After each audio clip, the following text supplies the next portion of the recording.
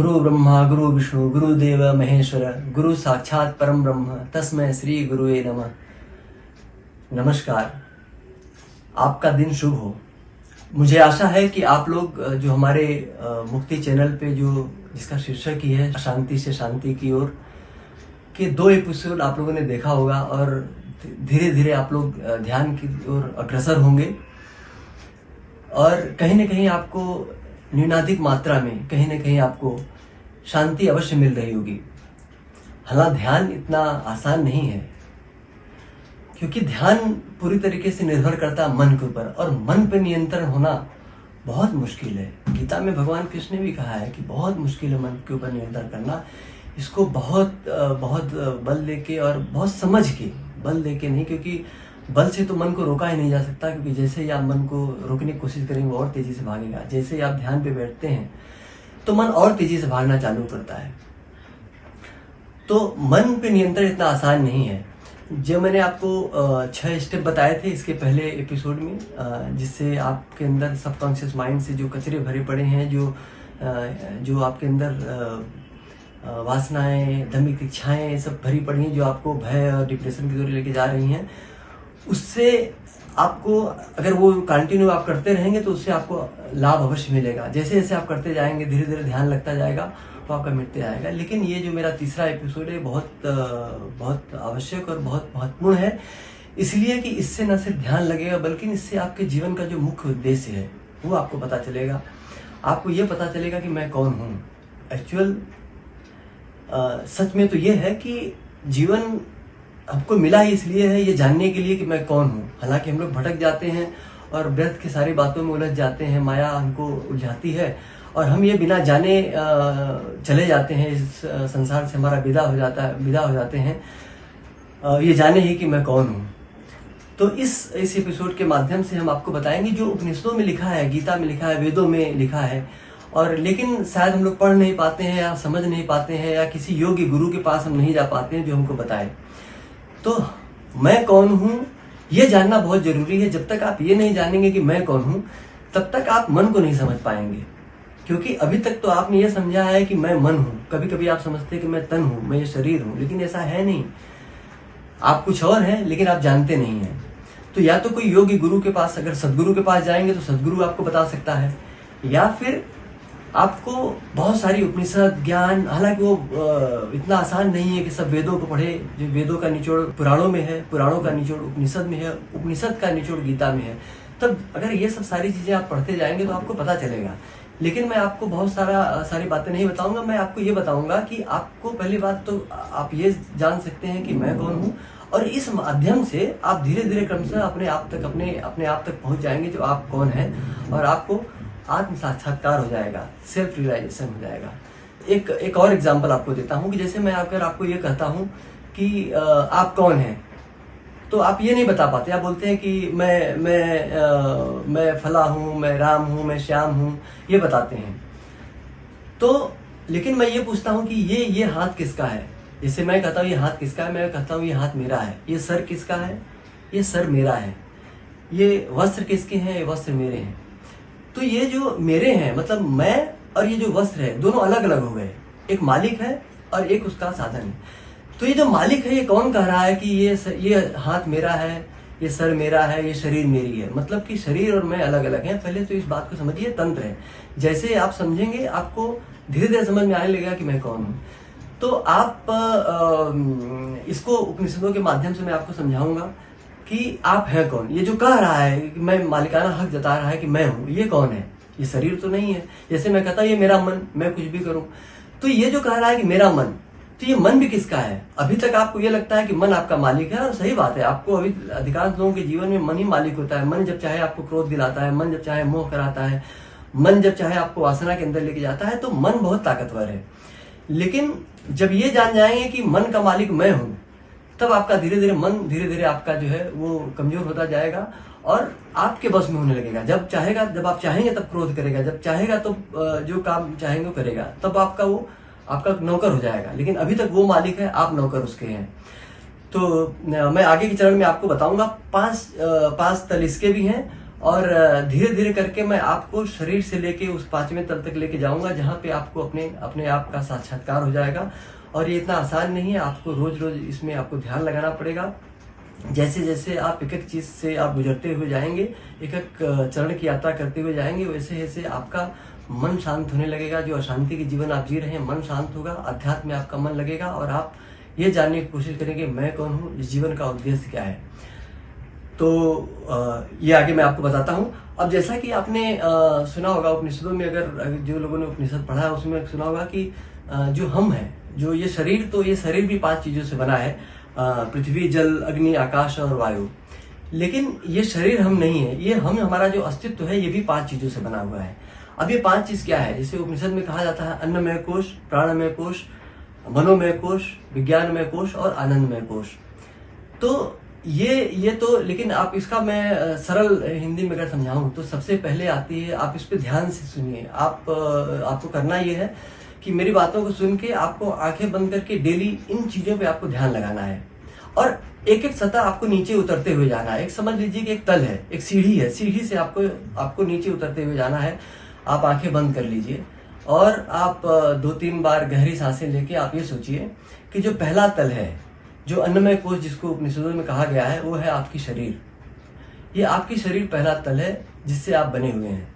तो पहले तो आप कुछ देर तक अपने शरीर के ऊपर ध्यान लगाइए कि ये शरीर, जो 5 चीजों से हम बने हुए हैं उसमें पहली है ये शरीर, ये आपका जो तन है वो पहला है। तो पहले सर से पांव तक अपने शरीर के ऊपर ध्यान आपको लगाना है। आप देखिए कि एक ये मेरी शरीर है, मेरी शरीर है, मतलब मैं नहीं हूं, मेरी ये शरीर है। थोड़ी देर में आप, जब आपके ऊपर आप अपने शरीर के ऊपर पूरा ध्यान आपका हो जाता है, फिर उसके बाद में जो दूसरा चरण होता है, इसको प्राणमय कोश बोलते हैं। ये सांसों पे आधारित है। ये जो आप सांस ले रहे हैं, ये सांस, ये आपके अस्तित्व का जो दूसरा जो तल है वो आपका प्राण है। जैसे ही ये प्राण निकलता है, शरीर और अन्य जो 3 है उनसे आपका संबंध खत्म हो जाता है, जिसको आप आम भाषा में कहते हैं कि मृत्यु हो गई है।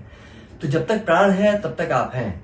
तो पहला है शरीर, दूसरा है प्राण, ये प्राणमय कोश बोलते हैं। इसी से आपके शरीर को गति मिलती है। आपके अंदर के जो रक्त हैं पूरे आपके सर से लेकर पांव तक ये आपका जड़ता है, सारी नसों में दौड़ता है और यही आपको जिंदा रखता है।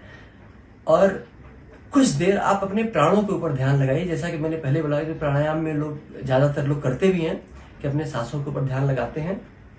तो पहले तो आप शरीर के ऊपर ध्यान लगाएंगे, दूसरा तल है प्राण, तीसरा तल है मन आपका। जो 5 चीजों से आप बने हैं उसमें तीसरा है आपका मन है। जैसे ही प्राण छूटता है शरीर से, वैसे शरीर और मन और जो नीचे की जितनी चीजें हैं वो निकल जाती हैं। तो तीसरा तल पे मन है। जैसे कि आप देखते हैं, मैंने पिछले एपिसोड में बताया था कि जैसे आप धीरे धीरे जब गहरी सांसें लेते हैं तो आपका मन धीरे धीरे नियंत्रित होने लगता है।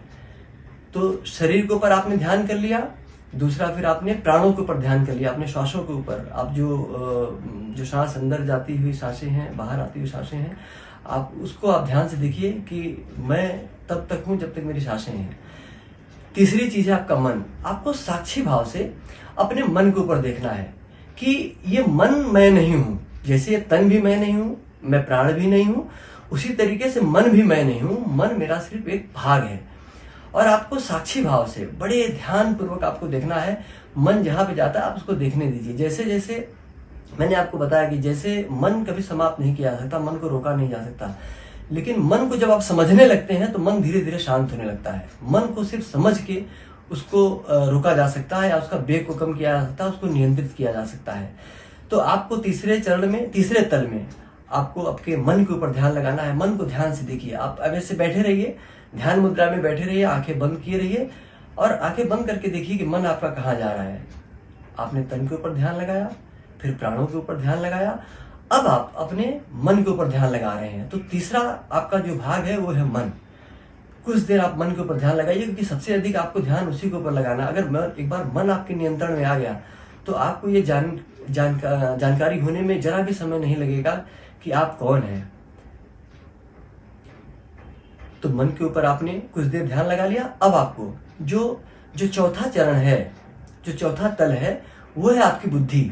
बुद्धि आपको ज्ञाता कौन है, ज्ञेय कौन है और सही क्या है, गलत क्या है, उचित क्या, अनुचित क्या है, ये बुद्धि ही आपको बताती है। बुद्धि कहीं ना कहीं मन को नियंत्रित करती है। अगर आप बुद्धि के ऊपर ध्यान लगाएंगे तो आपका कहीं ना कहीं आप बुद्धिमान कहे जाएंगे समाज में, और अपने मन के ऊपर नियंत्रण आप कर सकते हैं। तो जो चौथा चरण है वो आपकी बुद्धि है। इसको विज्ञान में कोश कहा जाता है उपनिषदों में। तो अपनी बुद्धि के ऊपर थोड़ा सा ध्यान लगाइए कि ये जो मन को देख रहा है, ये जो तन को देख रहा है, जो प्राणों को देख रहा है, ये है कौन, कौन देख रहा है। सावधानी के साथ आप इसको देखिए कि ये कौन देख रहा है, मन को भी कौन देख रहा है, ये तन को भी कौन देख रहा है, और विभेद कौन कर रहा है। ये शरीर है, ये मन है, ये बुद्धि आपकी होती है। कहीं ना कहीं बुद्धि से ही आपको मन को थोड़ा आप नियंत्रित कर सकते हैं। तो ये बुद्धि है। बुद्धि के होने की वजह से ही आप जानवरों से अलग हैं। आप मनुष्य हैं, और उसी से आपको मोक्ष, ज्ञान और जो भी आपको पाना चाहते हैं वो बिना बुद्धि के आपको संभव नहीं है। तो जो मनुष्य के लिए जो चौथा तल है वो है बुद्धि आपकी। और जो इसके बाद आप थोड़ी देर बुद्धि के ऊपर आप देखिए कि कौन ये अलग कर रहा है, कौन मन को देख रहा है। फिर आपको अपने पांचवें तल पे आपको जो आपका केंद्र है वो है आपका आनंदमय कोश, जिसको आत्मा बोलते हैं, इसको चैतन्य बोलते हैं, जहाँ परम शांति है, परम शून्य है। तो आपको अपने केंद्र के ऊपर जाना ये आसान नहीं है। ये कोई विरला गुरु, कोई सदगुरु हो जो आपको पहुंचा सकता है। अदरवाइज आपको बहुत ध्यान लगा के, बहुत ज्ञान के बाद ये आपको अपने आत्मा तक पहुंच जाते हैं। तो आपने सुना होगा कि हम आत्मन ब्रह्मम, ये आत्मा है, ब्रह्म है। और आपने उपनिषदों में कहा गया है कि हम ब्रह्मास्मि। तो जब ये 5 चरण में से आप गुजरेंगे, पहले तन, फिर प्राण, फिर मन, फिर बुद्धि, उसके बाद में अपने आत्मा जो है वो हृदय चक्र जो होता है, आपके हृदय में आपकी आत्मा वास करती है। तो जो ये आत्मा है, ये जो 5वें चरण पे आप पहुंचेंगे, अपने आत्मा के ऊपर ध्यान लगाएंगे, तो आप धीरे धीरे अपने केंद्र की तरफ पहुंचेंगे। जैसे ही आप केंद्र की तरफ पहुंचेंगे, धीरे धीरे उसकी थोड़ी आभा आपको दिखनी चालू हो जाती है। एक हल्का सा एक आभा, एक हल्का सा प्रकाश, और एक हल्का सा आपको एक संगीत सा आपको सुनाई पड़ने लगता है जैसे जैसे। और इतना आसान भी नहीं है आत्मा को जानना। आत्मा को जो जान लिया उसको मोक्ष मिल जाता है, परमात्मा मिल जाता है, क्योंकि आत्मा ही तो परमात्मा है। इतना आसान नहीं है, लेकिन जैसे जैसे आप अभ्यास करेंगे, ध्यान का अभ्यास करेंगे, अपने केंद्र तक पहुंचेंगे, तो आप देखेंगे आपको परम शांति मिलेगी। आप कभी आपको किसी ने कभी विक्षिप्त अवस्था में है, कभी परेशान है, आप आंख बंद करके बैठ जाइए, अपने केंद्र तक पहुंच जाइए। आप देखेंगे कि आपको लगेगा अरे मैं क्यों परेशान हूँ। क्योंकि परेशान तो आपकी शरीर है, आपका मन है। आप न तो शरीर है, न तो मन है, न तो प्राण है, न तो बुद्धि है। ये सारे आपके साधन है। ये जो 5वां है आपकी आत्मा है। जो आत्मा ही आप है, जो मैंने आपको शुरुआत में बताया था कि ये मेरी शरीर है। तो ये जो बोल रहा है कि ये मेरी शरीर है, ये मेरा मन है, ये आपकी आत्मा बोल रही है। और आत्मा को आपने गीता में सुना होगा कि आत्मा को न तो मरती है, न तो इसे जलाया जा सकता है, न तो मारा जा सकता है। वहां तो परम शांति है। लेकिन परम शांति पाने के लिए आपको अपने आत्मा को जानना होगा, और उसी को आत्म साक्षात्कार कहते हैं, सेल्फ रियलाइजेशन कहते हैं। जैसे आपको सेल्फ रियलाइजेशन हो जाता है, आपका शरीर, आपका मन आनंद से भर जाता है, तब आप सुखी भी नहीं होते, तब आप दुखी भी नहीं होते, क्योंकि दुख और सुख एक दूसरे के रूप हैं। तब सिर्फ आप आनंदित होते हैं। तो जीवन में सुख की अगर आप कामना करेंगे तो दुख भी आएगा। तो आपको न तो सुख की कामना करनी है, न तो दुख की कामना करनी है, आपको आनंद की कामना करनी है। आनंद जब आपको आनंद भी तब तक आपको नहीं मिलेगा जब तक आप अपने आप को नहीं जान देंगे। जब तक आप अपने आप को तन समझेंगे, जब तक आप अपने को मन समझेंगे, तब तक आपको आनंद नहीं मिलेगा। जिस दिन आपको पता चल गया कि आप आत्मा है, आपको आनंद से भर जाएंगे। तो इस तरीके से आपको मैंने ऊपर से बताया कि तन, फिर आपको प्राण, फिर आपके मन, फिर आपकी बुद्धि, फिर आपकी आत्मा, और जो आपके हृदय चक्र पे आपको ध्यान लगाना है। और इस तरीके से जब आप ध्यान लगाते हैं और धीरे धीरे आपको अनुभूति होने लगती है कि मैं शरीर नहीं हूँ, आत्मा हूँ, तो धीरे धीरे देखते हैं कि आत्मा धीरे धीरे आपकी बुद्धि को नियंत्रित करने लगती है। बुद्धि आपको बुद्धि जो है आपके मन को नियंत्रित करने लगती है। मन आपके प्राणों को नियंत्रित करने लगता है, और प्राण आपके शरीर को नियंत्रित करता है। जब आप दीर्घजीवी होते हैं, आप स्वस्थ होते हैं और मस्त होते हैं।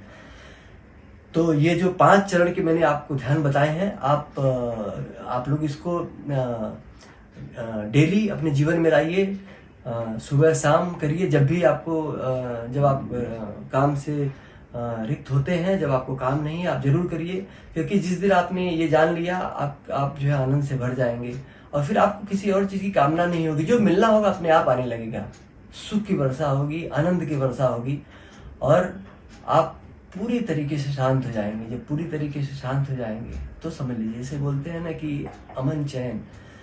अमन मतलब कि मन का ना होना। जब मन नहीं होता है तभी आनंद होता है।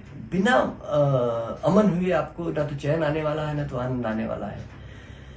तो आप लोग इस हमारे जो तीसरे एपिसोड है, इसको आप लोग देखिए, ध्यान से देखिए। अगर आप लोगों को कोई शंका हो तो आप लोग कमेंट बॉक्स में जरूर मुझे फीडबैक दीजिए, और मैं कहाँ और क्या आपको, आपकी क्या परेशानियां हैं, मैं आपको उसको जरूर ठीक करने की कोशिश करूंगा। और जो मेरा अगला एपिसोड आएगा उसके लिए भी आप लोग तैयार रहिएगा। मैं धीरे धीरे आपको ध्यान की अन्य ऐसी ऐसी विधियां बताऊंगा जो मैंने वेद वेदांगों और उपनिषदों, गीता और मेरे गुरुओं और जो अन्य लोगों से मैंने सीखा है, वो मैं आपको इस चैनल के माध्यम से आपको मैं बताता रहूंगा। आशा है ये हमारा एपिसोड आपको, आपके लिए बहुत उपयोगी होगा। और आप लोग ध्यान करिए, स्वस्थ रहें, मस्त रहें, आपका दिन शुभ हो। ओम।